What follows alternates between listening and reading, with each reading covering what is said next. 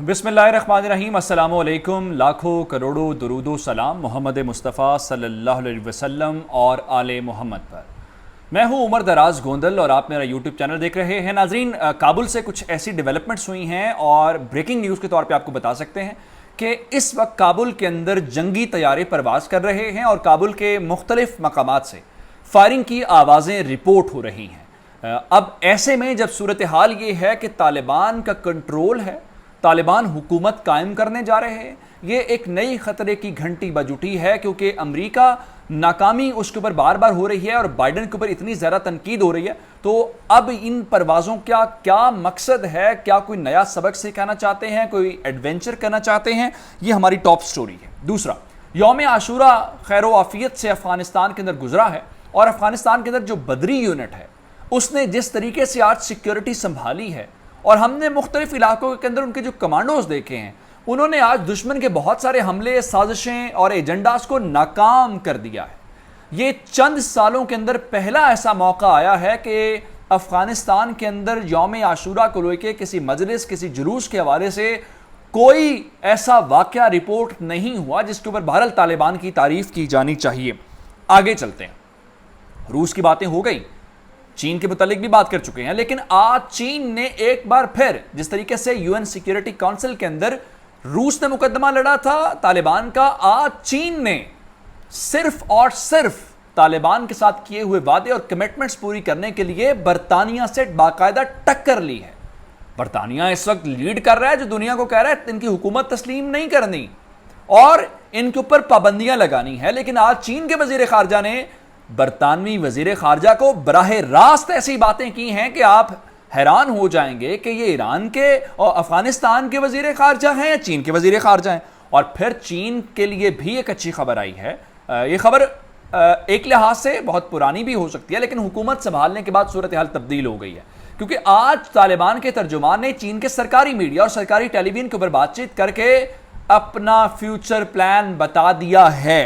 और आगे बढ़ते हैं। अमरुल्लाह साले की बातें हमने बहुत कर ली और बहुत पंच शेर की बातें और सैल्यूट। इक्तदार से निकलना इतना मुश्किल काम होता है कि आप इक्तदार से निकलते हैं और आप हवास बाख्ता हो जाते हैं, आपको समझ नहीं आती कि क्या, क्योंकि आप इक्तदार के मजे लूट रहे होते हैं। हटो बचों की कैफियत होती है, प्रोटोकॉल्स होते हैं।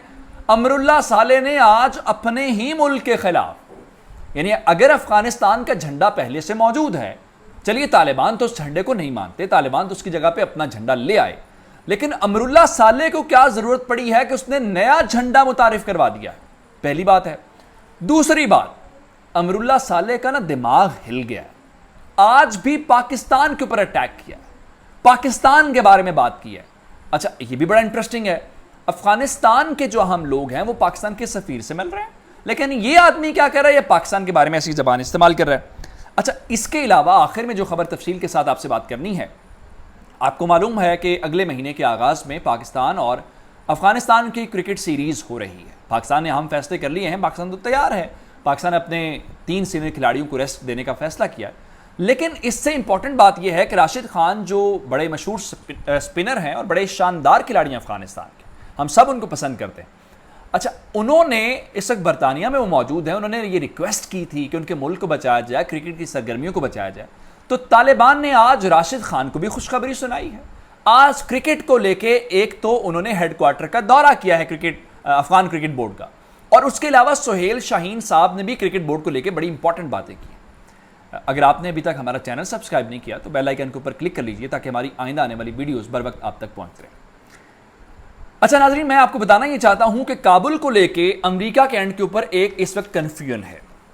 इस वक्त काबुल शहर के ऊपर F-18 जो जंगी तैयारे हैं वो परवाज कर रहे हैं। हमारे बहुत सारे सहाफ़ी दोस्त वहां पे इस खबर की तस्दीक कर रहे हैं, और इसके अलावा काबुल शहर से मुख्तलिफ मकामात से बहुत सारे जर्नलिस्ट ये खबर रिपोर्ट कर रहे हैं कि वक्फे वक्फे से फायरिंग की आवाज़ें आ रही हैं। ये मालूम नहीं हुआ कि आया ये फायरिंग कौन कर रहा है, तालिबान कर रहे हैं, तालिबान के ऊपर फायरिंग की जा रही है। लेकिन जो कन्फ्यूजन है, जो मुश्किल है, जिसके मुतालिक हमें यह खदशा है कि अमरीकी कोई नया कारनामा नहीं सर अंजाम देने वाले, वो ये है कि पेंटागन ने तस्दीक की है, उनके जर्नल ने, विलियम टेलर ने इस बात की तस्दीक कर दी है, जी बिल्कुल हमारे जंगी तैयारे हैं। اور ہم جو ہیں وہ سیکیورٹی اپنے شہریوں کے لیے طالبان کو خاص میسج کنوے کرنے کے لیے ان طیاروں کی پروازیں کروا رہے ہیں. لیکن جو جان کربی ہیں وہ یہ کہہ رہے ہیں کہ میں اس خبر کو ڈینائی کرتا ہوں, انہوں نے اس کی تصدیق نہیں کی. اچھا, اب اس ساری صورتحال کو یہ خدشہ پیدا ہو گیا ہے کہ کوئی نیا کام تو نہیں کرنے جا رہے, کیونکہ اس وقت جو ان کی ٹاپ لیڈرشپ ہے, جو برادر صاحب ہیں, حقانی صاحب ہیں, یا وہ سارے لوگ کابل کے اندر موجود ہیں. کیا کابل کے اندر کوئی ایسی کارروائی تو نہیں کرنے جا رہے؟ تو اس وقت بہت سارے خدشات ہیں. اب آگے چلتے ہیں اور بدری یونٹ کے ڈنکے بجنے کی بات کرتے ہیں. یہ لوگ کہہ رہے تھے طالبان آئیں گے, عزاداروں کو روکیں گے, عزاداری نہیں ہوگی, ماتم نہیں ہوگا, جلوس نہیں ہوں گے. لیکن انہوں نے پہلے 10 دنوں کے اندر بہت سارے جلوس اور مجالس کے اندر شرکت کی, یہ پیغام کنوے کیا کہ ہم جو شیعہ بھائی ہیں ان کو مکمل یہ آزادی دیں گے کہ وہ اپنے عقیدے کے مطابق جو کرنا چاہتے ہیں کریں. اور اسلام تو پھر رواداری کا مذہب ہے, اسلام تو تمام فریقین کو قبول کرتا ہے.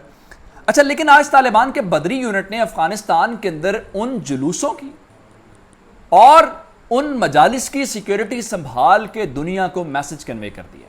وہ میسج کیا ہے؟ وہ میسج یہ ہے کہ ہمارے ہوتے ہوئے تمام فرقے, تمام گروپس محفوظ ہیں. یہ چند سالوں کے اندر پہلی بار ایسا ہوا ہے کہ یوم عاشورہ کے موقع کے اوپر شیعہ برادران کو کہیں پہ کوئی نشانہ نہیں بنایا گیا, ان کے اوپر کوئی حملہ نہیں ہوا, کوئی ایسی واقعہ رپورٹ نہیں ہوا, جو کہ انتہائی خوش آئند بات ہے اور جس کی جتنی تعریف کی جائے اتنی کم ہے. اچھا, چین نے آج ان کے جو وینگ یی ہیں انہوں نے فارن منسٹر برٹش جو ہیں ان سے بات چیت کی, کیونکہ برٹش اس وقت لیڈ کر رہے ہیں کہ افغانستان کے اندر طالبان کی گورنمنٹ کو ریکگنائز نہ کیا جائے, تسلیم نہ کیا جائے. انہوں نے آج کھل کے کہا ہے کہ بھائی ان کے اوپر دباؤ نہ ڈالو, ان کو پریشرائز مت کرو, ہاں ان کی رہنمائی کرو, جہاں پہ آپ کی کچھ ڈیمانڈز ہیں ڈیمانڈز رکھو, جہاں پہ ان کی غلطی ہے ان کو کرٹیسائز کرو. تو یہ دوسرا موقع ہے یو این سیکیورٹی کونسل کے بعد کہ چین روس نے مل کے ان کی مدد کی ہے.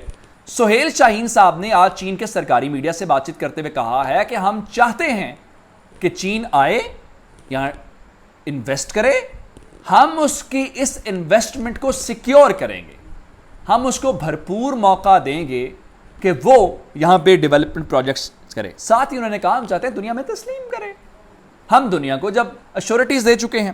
ایسے میں امراللہ صالح پاگل ہے, آج کہتا ہے کہ افغانستان اتنا بڑا ہے, نہ تو طالبان اس کے اوپر گورن کر سکتے ہیں نہ رول کر سکتے ہیں, اور اتنا بڑا ہے کہ پاکستان اس کو کھا نہیں سکتا, پاکستان اس کو نگل نہیں سکتا. اب یہ کسی پاگل شخص کی باتیں ہیں, اور پھر اپنے ہی ملک کے خلاف مزاحمتی جھنڈا متعارف کروا دیا. یعنی اگر طالبان کے اس جھنڈے کے خلاف افغانستان کا پرچم لہلاتا تو سمجھ آتی. اس نے اپنی 1.5 انچ کی مسجد بنائی ہے اور الگ سے ایک پرچم انٹروڈیوس کروا دیا ہے. اس کا مطلب یہ ہے کہ افغانستان کے لوگوں کے ساتھ بھی مخلص نہیں ہے. اب میں آپ کو بتاتا ہوں, طالبان نے کرکٹ کے حوالے سے سہیل شاہین صاحب نے کہا ہے کہ تو ہم چاہتے ہیں کہ ہماری ٹیم ہمارا نام روشن کرے اور کرکٹ کے اندر کامیابیاں سمیٹے. تھوڑا سا اس سے آگے گئے. آج طالبان کے وفد نے افغان کرکٹ بورڈ کا دورہ کیا, ان کا جی ہم آپ کے ساتھ ہیں, آپ ٹور کرنا چاہتے ہیں, آپ کو تمام سہولیات دی جائیں گی, آپ کے کھلاڑیوں کو سیکورٹی دی جائے گی, آپ بسم اللہ کریں, آپ کھیلیں, دشمن کے پراپوگنڈے میں نہ آئیں.